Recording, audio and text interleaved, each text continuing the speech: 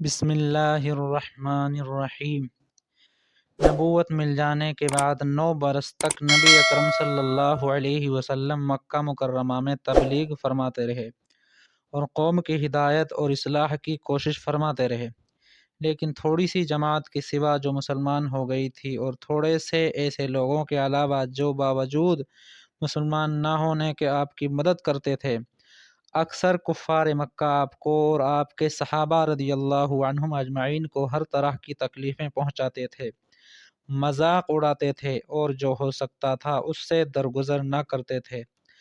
حضور صلی اللہ علیہ وسلم کے چچا ابو طالب بھی انہی نیک دل لوگوں میں تھے جو باوجود مسلمان نہ ہونے کے حضور صلی اللہ علیہ وسلم کی ہر قسم کی مدد فرماتے تھے۔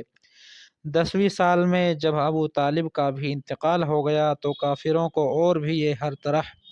کہ کھلے مہار اسلام سے روکنے اور مسلمانوں کو تکلیف پہنچانے کا موقع ملا۔ حضور صلی اللہ علیہ وسلم اس خیال سے طائف تشریف لے گئے کہ وہاں قبیلہ ثقیف کی بڑی جماعت ہے، اگر وہ قبیلہ مسلمان ہو جائے تو مسلمانوں کو ان تکلیفوں سے نجات ملے اور دین کے پھیلنے کی بنیاد پڑ جائے۔ وہاں پہنچ کر قبیلہ کے 3 سرداروں سے جو بڑے درجے کے سمجھے جاتے تھے گفتگو فرمائی اور اللہ کے دین کی طرف بلایا اور اللہ کے رسول کی یعنی اپنی مدد کی طرف متوجہ کیا، مگر ان لوگوں نے بجائے اس کے کہ دین کی بات کو قبول کرتے یا کم سے کم عرب کے مشہور مہمان نوازی کے لحاظ سے ایک نوارد مہمان کی خاطر مدارات کرتے، صاف جواب دے دیا اور نہایت بے رخی اور بد اخلاقی سے پیش آئے۔ ان لوگوں نے یہ بھی گوارا نہ کیا کہ آپ یہاں قیام فرما لیں۔ جن لوگوں کو سردار سمجھ کر بات کی تھی کہ وہ شریف ہوں گے اور مہذب گفتگو کریں گے، ان میں سے ایک شخص بولا کہ اوہو، آپ ہی کو اللہ نے نبی بنا کر بھیجا ہے۔ دوسرا بولا، اللہ کو تمہارے سوا اور کوئی ملتا ہی نہیں تھا جس کو رسول بنا کر بھیج دے۔ تیسرے نے کہا، میں تجھ سے بات کرنا نہیں چاہتا، اس لیے کہ اگر تو واقعی نبی ہے جیسا کہ دعویٰ ہے تو تیری بات سے انکار کر دینا مصیبت سے خالی نہیں، اور جھوٹ ہے تو میں ایسے شخص سے بات کرنا نہیں چاہتا۔ اس کے بعد ان لوگوں سے نا امید ہو کر حضور صلی اللہ علیہ وسلم نے اور لوگوں سے بات کرنے کا ارادہ فرمایا کہ آپ تو ہمت اور استقلال کے پہاڑ تھے، مگر کسی نے بھی قبول نہیں کیا، بلکہ بجائے قبول کرنے کے حضور صلی اللہ علیہ وسلم سے کہا کہ ہمارے شہر سے فوراً نکل جاؤ اور جہاں تمہاری چاہت کی جگہ ہو وہاں چلے جاؤ۔ حضور صلی اللہ علیہ وسلم جب ان سے بالکل مایوس ہو کر واپس ہونے لگے تو ان لوگوں نے شہر کے لڑکوں کو پیچھے لگا دیا کہ آپ کا مذاق اڑائیں، تالیاں پیٹیں، پتھر ماریں، حتیٰ کہ آپ صلی اللہ علیہ وسلم کے دونوں جوتے خون کے جاری ہونے سے رنگین ہو گئے۔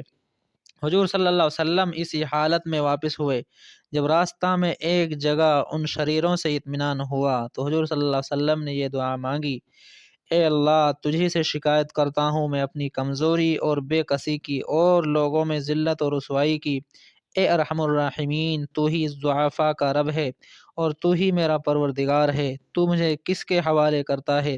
کسی اجنبی بیگانہ کے جو مجھے دیکھ کر ترش رو ہوتا ہے اور منہ چڑھاتا ہے، یا کہ کسی دشمن کے جس کو تو نے مجھ پر قابو دے دیا؟ اے اللہ، اگر تو مجھ سے ناراض نہیں ہے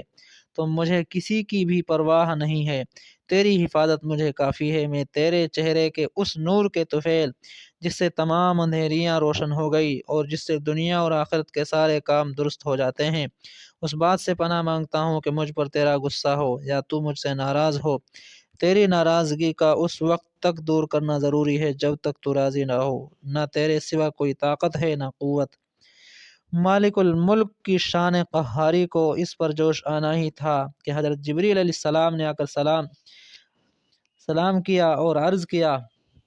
کہ اللہ تعالیٰ نے آپ کی قوم کی وہ گفتگو جو آپ سے ہوئی سنی اور ان کے جوابات سنے، اور ایک فرشتہ کو جس کے متعلق پہاڑوں کی خدمت ہے آپ کے پاس بھیجا ہے کہ آپ جو چاہیں اس کو حکم دیں۔ اس کے بعد اس فرشتے نے سلام کیا اور عرض کیا کہ جو ارشاد ہو میں اس کی تعمیل کروں، اگر ارشاد ہو تو دونوں جانب کے پہاڑوں کو ملا دوں جس سے یہ سب درمیان میں کچل جائیں، یا اور جو سزا آپ تجویز فرمائیں۔ حضور صلی اللہ علیہ وسلم کی رحیم و کریم ذات نے جواب دیا کہ میں اللہ سے اس کی امید رکھتا ہوں کہ اگر یہ مسلمان نہیں ہوئے تو ان کی اولاد میں سے ایسے لوگ پیدا ہوں گے جو اللہ کی پرستش کریں گے اور اس کی عبادت کریں گے۔ فائدہ یہ ہے اخلاق اس کریم ذات کے جس کے ہم لوگ نام لیوا ہیں کہ ہم ذرا سی تکلیف سے کسی کی معمولی سی گالی دے دینے سے ایسے بھڑک جاتے ہیں